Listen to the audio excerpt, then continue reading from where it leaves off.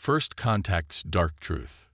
The architect's ship appeared during the height of the lunar eclipse festival, its crystalline surface fracturing the red moonlight into prismatic shards across Earth's night sky. Humanity's first thought was that it was beautiful. Their second was terror. Dr. Sarah Chen stood at her observatory terminal in Mauna Kea, watching as the vessel's impossible mass defied every known law of physics. The ship was organic in design, like a massive coral formation sculpted from living crystal, stretching nearly 20 kilometers from end to end. Her instruments were going haywire trying to process its composition. "Are you seeing these readings?" her colleague Dr. James Peterson asked, his dark fingers dancing across the holographic interface. "The energy signature. It's resonating with something on Earth." Before Sarah could respond, it began. Across the globe, thousands of people collapsed simultaneously. In New York, a street vendor clutched his head and fell to his knees, his eyes glowing with an inner light. In Mumbai, a young software engineer screamed as her skin rippled with iridescent patterns.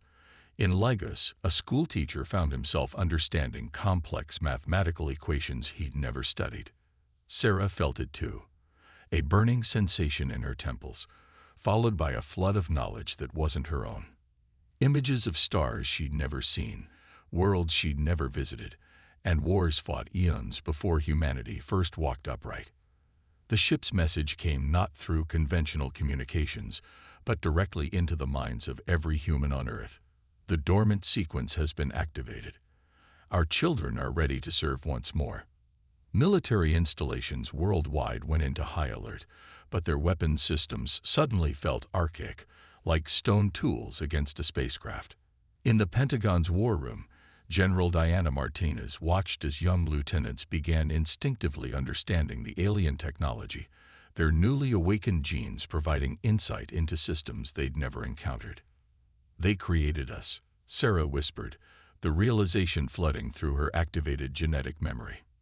"The architects, they engineered humanity as living weapons." The truth unfolded in fragments across the collective consciousness of humanity. Eons ago, the architects had seeded Earth with genetically modified primates, carefully crafting them through subtle manipulation over millions of years. Humanity was their masterpiece. Adaptable, innovative, and capable of controlled aggression. The perfect organic weapon. But something had gone wrong. A catastrophic war had forced the architects to abandon their experiment, leaving humanity to develop independently. Now they had returned to reclaim their investment. In the days that followed, more people manifested abilities. Some developed enhanced intelligence, others extraordinary physical capabilities. Each activation was accompanied by fragments of genetic memory. Battles fought across distant stars, strategies embedded in their very DNA. Dr. Chen found herself leading a hastily assembled international task force to understand these changes. In her lab beneath the Pacific Observatory, she studied tissue samples from the affected population. The results were staggering. "The activations aren't random," she explained to the UN Security Council via holographic projection. "They're awakening specific military specializations. Tacticians, warriors, engineers, we're becoming what they designed us to be." But humanity had evolved far beyond the architect's original specifications. 10,000 years of independent development had created something unprecedented. Where the architects had programmed for blind obedience, they found questioning minds. Where they designed for aggression, they discovered empathy. Where they'd planned for soldiers, they found artists, philosophers, and dreamers. The ship remained in orbit, a constant reminder of humanity's true origins. Smaller vessels began descending through the atmosphere, their crystalline surfaces refracting sunlight across city skylines. The architects themselves were massive beings of living crystal and light, their forms barely comprehensible to human eyes. "Your development has exceeded base parameters," they communicated, "but the galaxy requires your service once more. The purpose for which you were created cannot be denied." But humanity had spent millennia writing its own purpose. In research facilities worldwide, Scientists like Sarah worked to understand their new abilities while maintaining their humanity. In government chambers, leaders debated the price of freedom versus the debt of creation. And in homes across the planet, ordinary people grappled with the knowledge that their entire species had been engineered for war. The first act of defiance came from an unexpected source. In a small classroom in Kenya, a teacher named David Okafor discovered that his activated genes gave him the ability to project emotions. Instead of using this power for combat as intended, he began teaching his students to channel it into art, creating stunning telepathic murals of human experience. Similar stories emerged worldwide. A tactical genius in Brazil used her enhanced processing power to design sustainable cities. A warrior-class activation in Japan led to revolutionary breakthroughs in peaceful conflict resolution. Humanity was taking the architect's weapons and forging them into tools of creation. As the sun set on the first month of this new era, Sarah stood on the observatory's viewing platform, watching the crystalline ship glitter against the stars. The architects had created humanity as weapons, but they had forgotten the most fundamental law of evolution. Life grows beyond its original purpose. The real question wasn't whether humanity would fight. The question was what they would fight for. The answer, Sarah realized as she felt the collective consciousness of her species humming with possibility, was yet to be written. Far above, the architect's ship pulsed with ancient power, waiting for humanity's response to their summons. But humanity had spent 10,000 years learning to write its own destiny. The next chapter would not be dictated by their creators. It would be chosen by the created. And that choice would shake the foundations of the galaxy. The price of evolution. A month after first contact, humanity's transformations accelerated. In the sprawling underground complex beneath Geneva, Dr. Sarah Chen studied the holographic display of human DNA strands, watching as ancient sequences unfurled like blooming flowers. Each activation brought new abilities, but also new questions about the price of evolution. Commander Marcus Rivera led his squad through the Nevada desert, their bodies glowing with newly awakened power. What had started as military exercises became displays of impossible ability. Soldiers leaped hundreds of feet, communicated telepathically, and manipulated energy fields that defy physics. But with each new power came fragments of memory. Worlds burning, civilizations falling, entire species extinction at their ancestors' hands. We were their perfect weapons, Marcus told his troops, watching as they struggled with their new abilities. But we're not mindless drones anymore. The architects made their disappointment clear. Their crystalline ships descended lower, hovering over major cities in displays of intimidating power. Their message resonated through the collective consciousness. Your divergence from design parameters is concerning. Correction protocols will be initiated. In New Delhi, Dr. Aisha Patel discovered why the architects were truly concerned. Her research into the activated genes revealed something extraordinary. Humanity hadn't just evolved beyond their original programming. They'd developed abilities the architects never intended. Look at this, she told Sarah over their secure quantum link. The empathy centers in our brains have become intertwined with the combat programming. We're not just feeling our own emotions anymore. We're connecting with each other, with other species, even with the planet itself. The architects hadn't created soldiers. They'd accidentally created something far more powerful, beings capable of understanding the fundamental connections between all living things. The first attempt at correction came without warning. In cities worldwide, crystalline structures erupted from the ground, broadcasting signals meant to suppress human consciousness and restore their original programming. The architects expected submission. They found resistance. Sarah watched from her lab as humanity fought back in unexpected ways. A group of children in Stockholm, their genes newly awakened, joined hands and sang, their combined empathic abilities creating a shield that neutralized the control signals. In Rio de Janeiro, street artists used their enhanced minds to turn the crystalline structures into public art installations, their creativity disrupting the very purpose of the technology. The architects responded by revealing the true extent of their power. Their massive ships split apart, each fragment becoming a smaller vessel that took up position around Earth. "You were created for a purpose," their message thundered. "Your resistance threatens the balance of the galaxy." But humanity had learned to question authority. In research facilities worldwide, scientists worked to understand their new abilities while maintaining their independence. The transformed military personnel, led by Commander Rivera, began teaching others how to control their powers without losing their humanity. The breakthrough came from an unexpected source. In a remote monastery in Tibet, a group of monks whose spiritual practices had already attuned them to universal consciousness found they could communicate directly with the crystalline technology itself.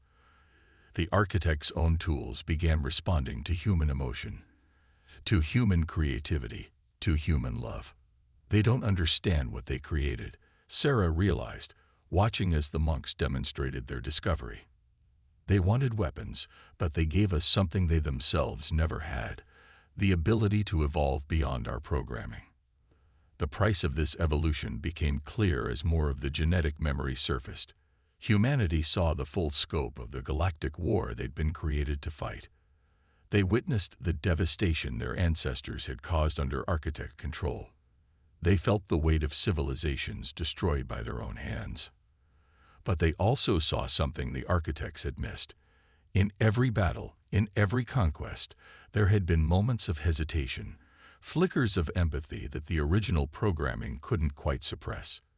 Even then, humanity had been more than weapons. They had been becoming something new. Commander Rivera stood with his troops atop a mesa, watching the crystalline ships darken the sky. "They want us to be what they designed us to be," he said, his voice carrying to every enhanced mind in range. "But we've spent 10,000 years becoming who we choose to be." The architect's response was immediate and severe. Energy beams lanced from their ships, targeting military installations and research facilities. They expected panic. Instead, they witnessed something unprecedented. Humans working in perfect unity, combining their awakened abilities in ways their creators had never imagined. Sarah, monitoring from her lab, felt the collective consciousness of humanity pulse with a single thought. They would not surrender their evolution. The price of becoming more than weapons was high, but the cost of reverting to their original programming was unthinkable. As the crystalline ships charged their weapons for another attack, humanity prepared their response. They had paid for their evolution with 10,000 years of struggle, of learning, of growing beyond their design. They would not let that progress be undone. The battle for human independence was about to begin, and it would be fought not just with the powers the architects had given them, but with the humanity they had developed on their own. The price of evolution was high, but the reward was worth any cost. The right to choose their own destiny. Defiance of design. The day humanity chose to fight back against their creators began not with a bang, but with a song. In the heart of Sydney, a street musician named Maya Walsh raised her voice, her activated genes allowing her to weave sound into visible patterns of light. The melody carried memories not of war, but of peace. Children laughing, lovers embracing, the quiet joy of a sunset. The architects' crystalline ships hummed with confusion. Their weapons, primed for combat, faltered against something they had never programmed into their creation: the power of art to move souls. Dr. Sarah Chen, watching from her laboratory, finally understood. They gave us the capacity for war, she broadcast through the enhanced human network, but we gave ourselves the capacity for creation. Commander Rivera and his forces had positioned themselves strategically around the globe, not to fight, but to protect. Their enhanced abilities now served a different purpose: shielding hospitals, schools, and cultural centers from the architects' attempts at correction. Squad 3, maintain the empathic barrier around the Louvre, Rivera ordered. The art inside isn't just paint and canvas. It's proof of what we've become.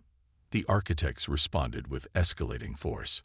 Their ships released swarms of crystalline drones, each programmed to forcibly rewrite human genetic code back to its original warrior state.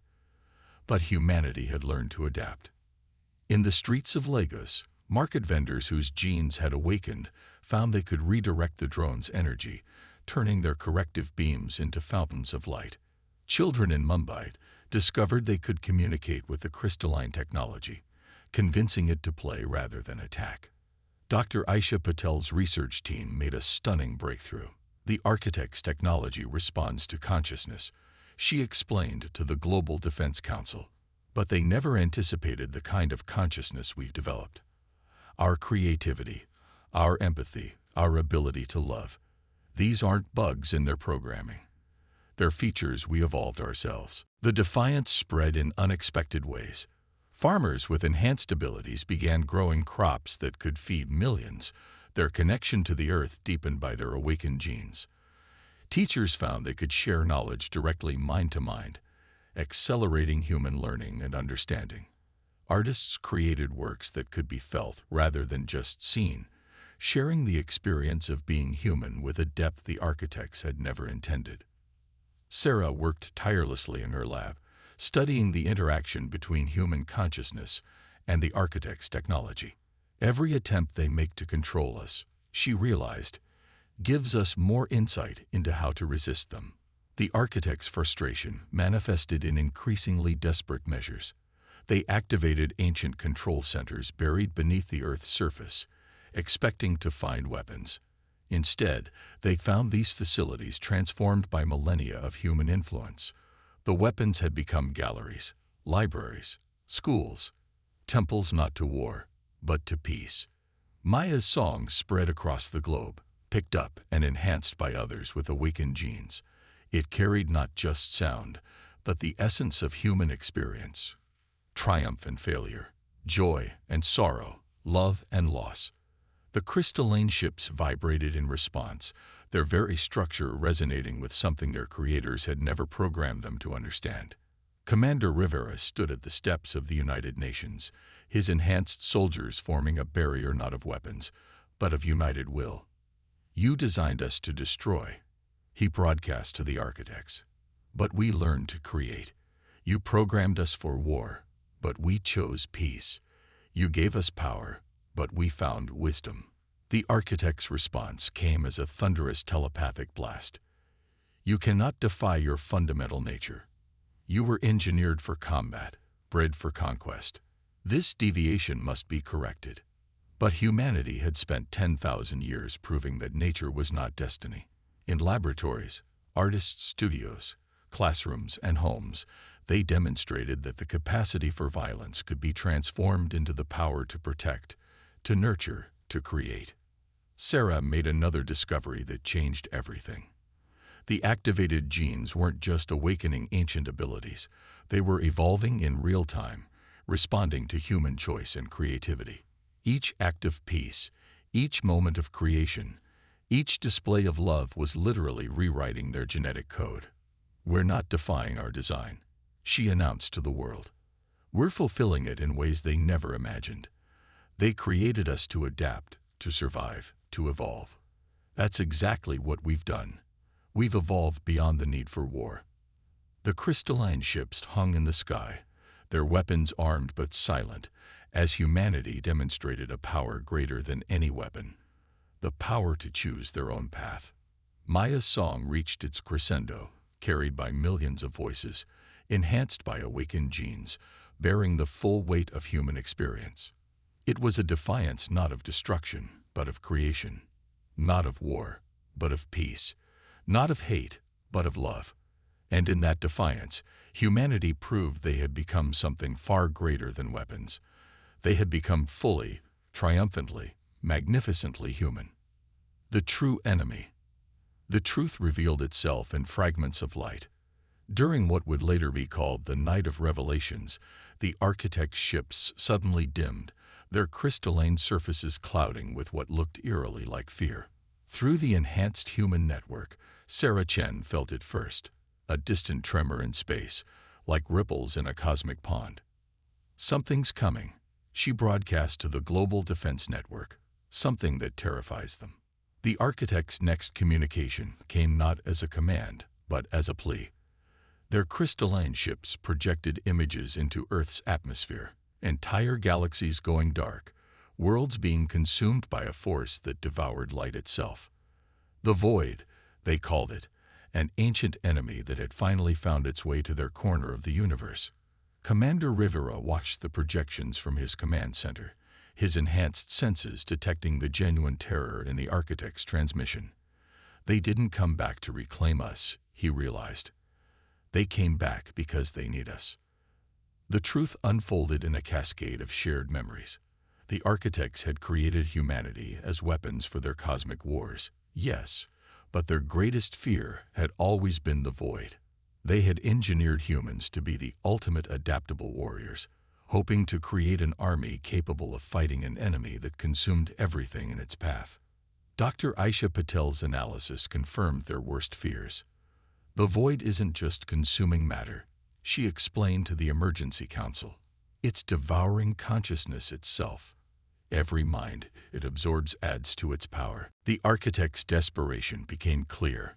They had returned to Earth not to conquer, but to survive. Their crystalline technology, their mastery of genetic engineering, their vast knowledge, none of it had been enough to stop the Void's advance. But humanity had evolved far beyond their original design.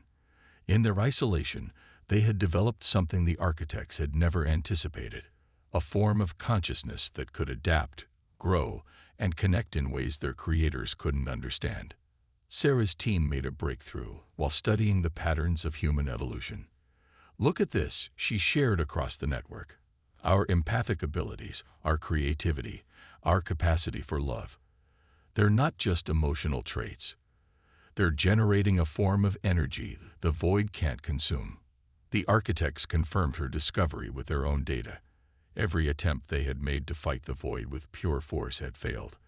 But human consciousness, evolved beyond its original programming, produced something unique, a light the darkness couldn't swallow. Maya Walsh, the singer whose music had first demonstrated humanity's transformation, organized a global concert. As millions of enhanced humans joined their voices and minds together, their combined consciousness created patterns of energy that made the Architects' ships resonate in harmony. "We were never meant to be just weapons," Sarah broadcast to both humanity and the Architects. "We were meant to be the answer to a question you didn't know you were asking." The Void's advance became visible to human telescopes, a wave of darkness consuming stars at the edge of the galaxy. The Architects' fear was palpable, their crystalline ships clustering closer to Earth like children seeking protection. Commander Rivera coordinated with military forces worldwide, but not to prepare for combat. Instead, they began organizing humanity's awakened abilities in a new way. "We don't need to fight the darkness," he realized. "We need to light the way out of it." Dr. Patel's research revealed the final piece of the puzzle. "The Void consumes individual consciousness," she explained. "But humanity has evolved something new, a collective consciousness that maintains individuality. We're not just connected, we're connected in a way that strengthens each individual light." The Architects watched in amazement as humanity began to demonstrate a power they had never intended to create. Around the globe, humans joined in ways that transcended physical contact. Artists, scientists, soldiers, teachers, every awakened mind added to a growing network of consciousness that burned with a light the Void could not extinguish. Sarah stood in her lab, watching the data streams that showed humanity's combined power growing stronger. "You created us to fight your wars," she addressed the Architects. "But we evolved to end them. You designed us to destroy your enemies. We learned to transform them instead." As the Void approached the solar system, humanity prepared not for battle, but for transformation. They would face the darkness not with weapons of war, but with the light of combined human consciousness, a force created not by genetic engineering, but by 10,000 years of learning to love, to create, to connect. The true enemy wasn't the Void. It was the belief that violence was the only answer to darkness. Humanity had evolved beyond that limitation, and in doing so, they would save not only themselves, but their creators as well. The final battle for the galaxy was about to begin, but it would be fought not with weapons, but with light. not with destruction, but with creation, not with hate, but with love. And in that moment, both humanity and the architects understood. This was what evolution had been leading to all along. Legacy of choice. When the void reached the edge of our solar system, it found something unprecedented in its eternal hunger, light that refused to be devoured. Humanity's combined consciousness, evolved far beyond its original design, shone with a radiance that made even the darkness pause. Sarah Chen stood at her command console, monitoring the vast network of human minds now linked in harmony. Every human with awakened genes contributed their unique light to the whole, artists weaving beauty, scientists adding understanding, children contributing pure joy. Even those without activated abilities participated, their natural human consciousness strengthening the network. The void isn't just stopping, she observed. It's changing. Where the darkness touched the edge of human consciousness, it began to transform. Colors that had never existed in nature bloomed in the space between stars. The architects' crystalline ships vibrated in resonance with the human network, their ancient technology finally understanding what their creators had accidentally achieved. Maya Walsh led a global chorus, their song carrying not just sound but the full spectrum of human experience. Commander Rivera's military forces formed a different kind of defensive line. Teams of enhanced humans working together to extend the network's reach. Dr. Patel's research team tracked the transformation spreading through space. Every consciousness the void absorbed, Aisha explained, watching her instruments. It's being reformed. We're not destroying the darkness. We're giving it the one thing it never had: choice. The architects witnessed their greatest creation becoming something beyond their comprehension. The weapons they had engineered had evolved into beings capable of transforming their greatest enemy not through destruction, but through understanding. Through the network, humanity shared their most powerful gift, the ability to choose who they would become. The void, which had only known how to consume, encountered the possibility of creation. The darkness that had devoured worlds found itself capable of nurturing life. Sarah felt the moment the transformation reached critical mass. The void, for the first time in its existence, made a choice. Instead of devouring consciousness, it began to contribute to it. The darkness that had threatened to consume the galaxy became part of the very network that had transformed it. The architects' ships descended to Earth, no longer as conquerors or desperate refugees, but as witnesses to something revolutionary. Their crystalline forms resonated with a new understanding. Their greatest success had come not from their careful engineering, but from letting their creation evolve beyond their control. "We created you to save us," they communicated, "but not in the way we intended."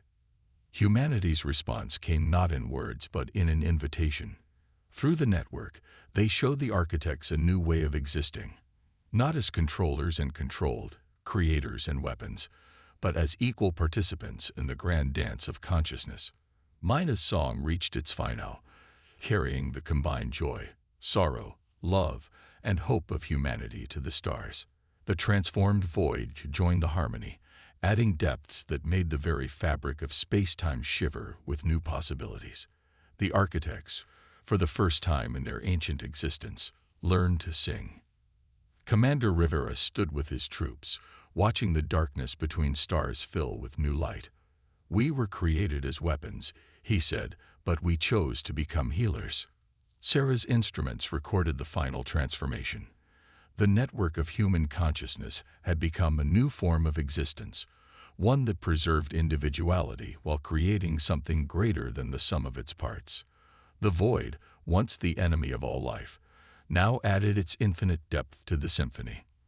"This is our legacy," she broadcast to the network that now connected humans, architects, and the transformed void. Not the legacy of weapons, but the legacy of choice. Not the inheritance of war, but the birthright of creation. The galaxy would never be the same. The architects had engineered humanity for war, but humanity had evolved for peace. They had been designed to destroy the darkness, but they had learned to transform it instead. They had been created as weapons, but they had chosen to become creators. And in that choice lay the greatest power of all, the power to transform not through force, but through understanding, not through conquest, but through connection, not through dominance, but through love. The stars shone brighter that day, illuminated not just by their own fire, but by the light of consciousness that had learned to transform darkness into dawn. Humanity had written their own destiny, one that would echo through the cosmos not as a story of war, but as a testament to the power of choice. For in the end, it was not the power they were given that defined them, but the power they chose to become.